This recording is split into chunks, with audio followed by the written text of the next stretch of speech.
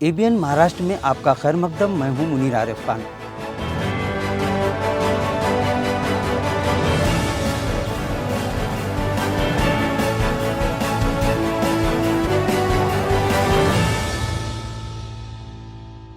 ABN Maharashtra में आपका खैर मकदम। मैं हूं मुनीर आरिफ खान।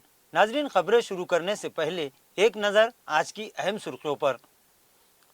औरंगाबाद काबीना इजलास, मराठवाड़ा भर के आवाम को रियासती हुकूमत से उम्मीदें वाबस्ता। अपोजिशन ने इस इजलास पर उठाए कई सवाल। अब है मराठवाड़ा के तमामी अरकान पार्लियामेंट का असल इम्तिहान। कैबिनेट मीटिंग के पेश नज़र पुलिस इंतजामिया को एहतजाजी मुजाहरों, खुदसोजी की धमकियों और मुतालबाती मेमोरेंडम पेश करने के लिए वसूल हुई 70 से ज़ायद दरखास्तें। पुलिस के लिए बड़ा चैलेंज, पूरी मशीनरी ने कस ली कमर। और उद्धव ठाकरे, संजय राउत, प्रकाश अंबेडकर के बाद अब बीएसपी सुप्रीमो मायावती ने भी दिया वही बयान। कहा, मुल्क से छुपा हुआ नहीं है गोधरा कांड।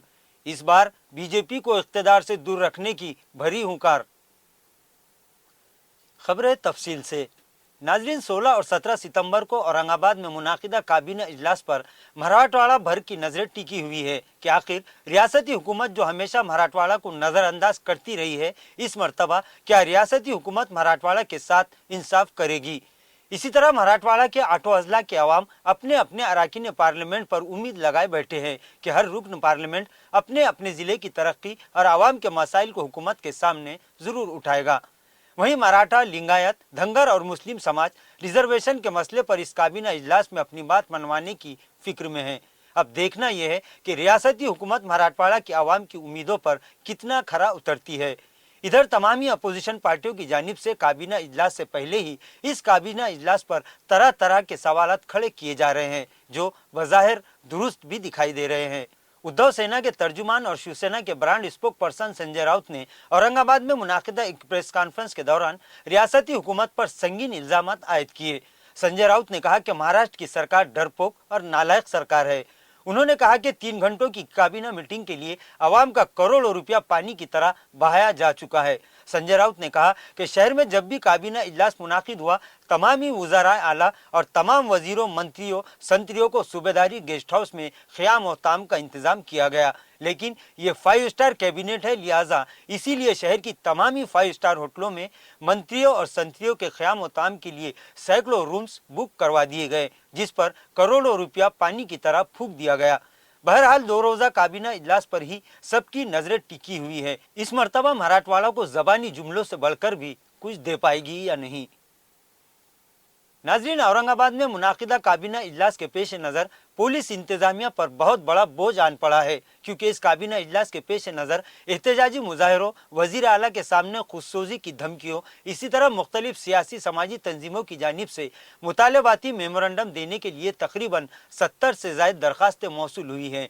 इन तमामी एहतजाजी मुजाहरों और भीड़ को काबू में रखना पुलिस मशीनरी के लिए एक चैलेंज साबित हो चुका है। इसी के पेश नज़र पुलिस कमिश्नर मनोज लोहिया की क़यादत में पूरा पुलिस लाफा कमर कस चुका है। वाज़ेह है कि आज से 7 साल पहले औरंगाबाद में मुनाकिदा काबीना इजलास में इस वक्त के वज़ीर आला देवेंद्र फडणवीस की क़यादत में एक मीटिंग मुनाकिद हुई थी। इस कैबिनेट मीटिंग पर असातिज़ा के मुख्तलिफ मुतालबात को लेकर एक तारीखी मोर्चा भी निकाला गया था, लेकिन तमामी टीचर्स और पुलिस के दरमियान इस वक्त झड़प भी हुई थी, जिसके बाद पुलिस को मजबूरन लाठी चार्ज भी करना पड़ा था। और इस वाक़े के बाद कई असातिज़ा तंजीमों के जिम्मेदारान के खिलाफ मुकदमात भी दर्ज हुए थे। लिहाजा इस मर्तबा ऐसा कोई हादसा पेश न आए, इसको सामने रखते हुए पुलिस मशीनरी पूरी तरह से चाक व चौबंद हो चुकी है।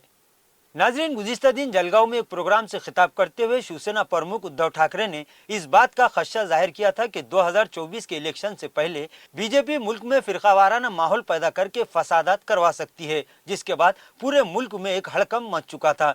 इसके बाद संजय राउत भी इसी तरह की बात कह चुके हैं। इधर गुज़िश्ता दिन वंचित प्रमुख प्रकाश अंबेडकर ने भी इस मामले पर एक बड़ा बयान देते हुए कहा कि आम इंतखाबात से पहले कि मुल्क की तमामी अहम और बड़ी मंदिरों को इलेक्शन होने तक फौज के हवाले कर दिया जाए। अब बीएसपी सुप्रीमो मायावती ने भी इन बयानात पर हामी भरते हुए कह दिया कि बीजेपी इख्तियार हासिल करने के लिए मुल्क में दंगे भड़का सकती है। मायावती ने कहा कि गुजरात का गोधरा कांड मुल्क से छुपा हुआ नहीं है, इसीलिए मुल्क के अवाम को पूरी तरह से चौकन्ना रहने की जरूरत है।